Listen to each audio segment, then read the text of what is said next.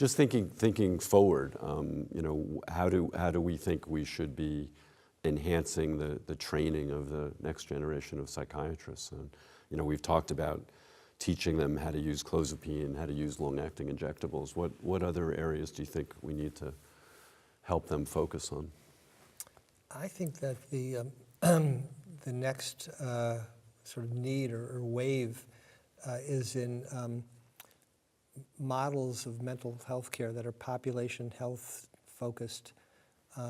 The models that are have historically been trained are all physician centric, and they're not standardized in a uniform way, and they're also not uniformly represented and distributed geographically. And so you have this tremendous fragmentation and variation in the type and quality of care. Everybody talks about access, but it's not just access, it's also quality. And we train psychiatrists in our residency programs to be able to provide treatment for different conditions and different modalities. But when they go out to jobs, that's not necessarily what they're going to do in the same level of emphasis. And in order to be able to provide population mental health, there's going to have to be more diversification with different paraprofessionals and team-based approaches. And those haven't been fully developed, and they're certainly not being trained in graduate schools. Scott, what about technology? Do you think that's going to play a role in helping us to improve disease management? Well, there's a lot of interest in mobile health technologies, and I think there's a potential role.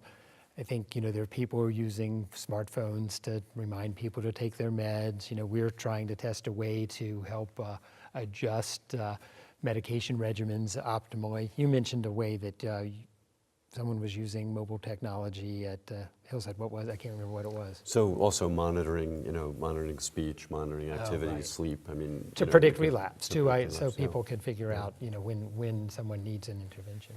Yeah.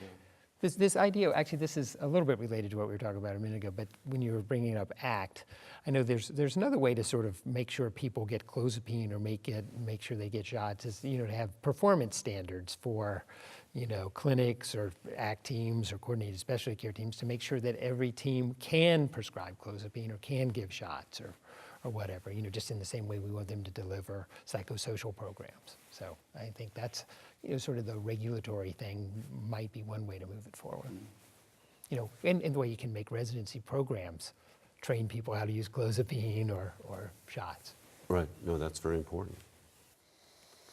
So this has been an extremely informative discussion, and before we end, I just want to make sure that you have an opportunity to express any final thoughts about what we've been discussing.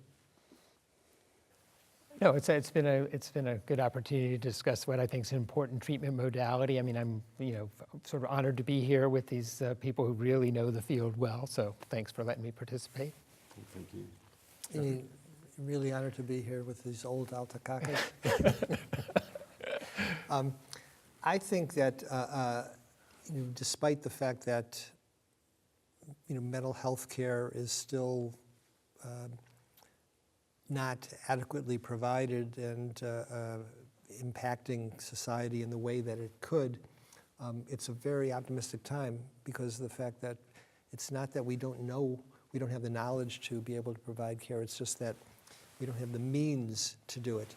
And so what that means is that we could really up our game substantially by doing what evidence has demonstrated, which is to be using treatments like clozapine, like LAIs more, by doing the kind of education of people up front so that's not viewed as like a penalty for having been non-compliant and bad before, and by optimizing the way in which the evidence-based treatments can be used best, so that if doctors have some reticence, that a nurse is made available, or that if there is some kind of ideological bias against the use in terms of trying to educate and orient clinical staff and mental health care teams in a way.